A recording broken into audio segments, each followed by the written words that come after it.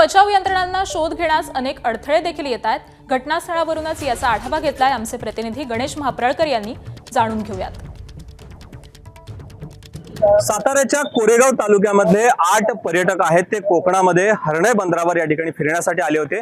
मात्र परतीच्या प्रवासात जात असताना रायगड आणि सातारा या 2 जिल्ह्यांना जोडणाऱ्या आंबेनळी घाटामध्ये या पर्यटकांच्या वाहनाला भीषण अपघात झालाय आणि साधारणतः 1000 फूट खोल दरीमध्ये त्यांची जी स्कॉर्पिओ कार आहे ती या ठिकाणी कोसळली आहे आणि या अपघातामध्ये 8 जणांचा आहे तो मृत्यू झालेला आहे. आपण बघितलं तर या सध्या घटनास्थळावर अनेक बचाव पथक आहेत ती दाखल झालेली आहेत आणि यामध्ये आता मृतदेह आहेत ते बाहेर काढण्याचं सध्या हे काम आहे ते सुरू आहे. आतापर्यंत 2 ते 3 मृतदेह आहेत ते या बचाव पथकाला बाहेर काढण्यात यश आलंय आणि त्यामुळे आपण बघितलं तर साधारणतः या ठिकाणी ही वाहन आहे ते उंच अशा रस्त्याच्या बाजूला असणाऱ्या या टेकडीवरून आहे ते खोल दरीत या ठिकाणी गेल्याची प्राथमिक माहिती आहे. आपण बघितलं तर याच वाहनाचा आहे तो या ठिकाणी हा आरसा आहे तो या ठिकाणी पडलेला पाहायला मिळतोय आणि असे अनेक या वाहनाचे पार्ट्स आहेत ते या घटनास्थळावर सापडल्यामुळे पोलिसांना या ठिकाणी याच घटनास्थळावरून हा अपघात झाल्याची प्राथमिक माहिती समोर आली आणि त्यानंतर आता हा शोध कार्य आहे तो सुरू झालेला आहे. आपण बघितलं तर आंबेनळी घाट हा 2 जिल्ह्यांना जोडतो. मात्र या आंबेनळी घाटामध्ये अनेक खोल दऱ्या आहेत आणि या दऱ्यांमधून जात असताना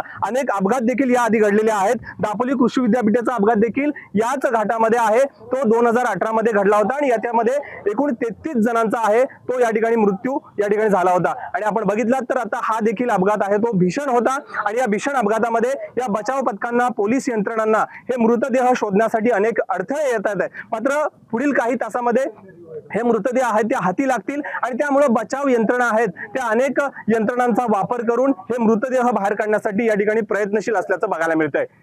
गणेश महाप्रळकर, एबीपी माझा, रायगड.